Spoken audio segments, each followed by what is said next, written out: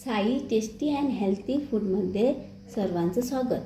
आज आपण सोयाबीन मोमोज तयार करूया. त्याच्यासाठी मी तुम्हाला साहित्य सांगते. मी हे 2 कप आहे ना पीठ घेतले आहे. हे 2 कप मी पीठ घेतले आहे.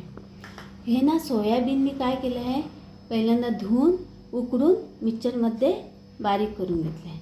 तसंच मी कॅबेज बारीक शिनून घेतले आहे आणि 1 कॅप्सिकम, ब्लॅक तीळ, काळे तीळ, पीठ मळण्यासाठी थोडंसं घी आणि त्याच्यात पिठामध्ये घालण्यासाठी कोथिंबीर, 2 मिरच्या आणि 7-8 लसणीच्या पाकळ्या. हे आता आपण पहिल्यांदा वाटून घेऊया. मी आता पहिल्यांदा हे काळे तीळ घालते आणि मीठ घातलं आहे त्याच्या आत. आता थोडीशी घी घालते.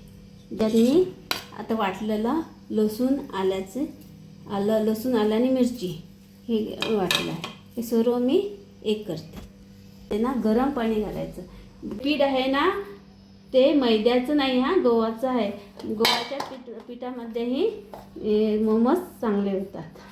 तर आता आपण याला 5 मिनिटं रेस्टला ठेवूया. ते भांड्यामध्ये थोडंसं तेल घालते. ते तेल गरम झाल्यानंतर त्याच्यात कांदा घालते.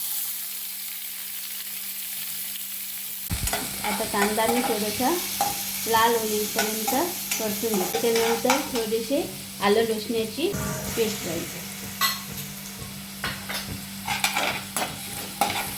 1 मिनिट आलं लसणाची पेस्ट परतून घेते. त्याच्यानंतर लाल तिखट आणि थोडंसं गरम मसाला, 1 चमचा गरम मसाला आणि 1 चमचा लाल तिखट आणि त्याच्यात मी भाजी घालते.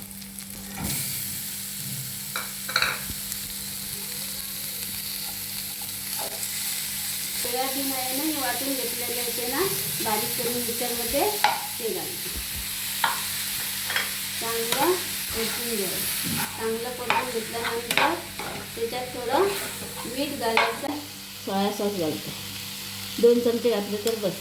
घालते 2 चमचे. बारीक गुळी घेऊन असं पातळ लाटायचं. पातळ आहे. आता बघा हा शेप कशी दिसते.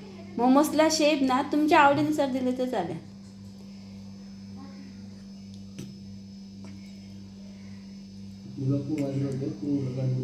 झाली शेप बघा. पाणी ठेवलं आहे त्याच्यात हे घालते आणि स्टीमरला ठेवते. बघा इकडे मोमोज मी आता घातले आहे ना. आता त्याच्यावरून ना घी लावते. बघा सर्वांना चांगलं लावून घ्यायची घी. मी स्टीम करण्यासाठी ठेवले आहे.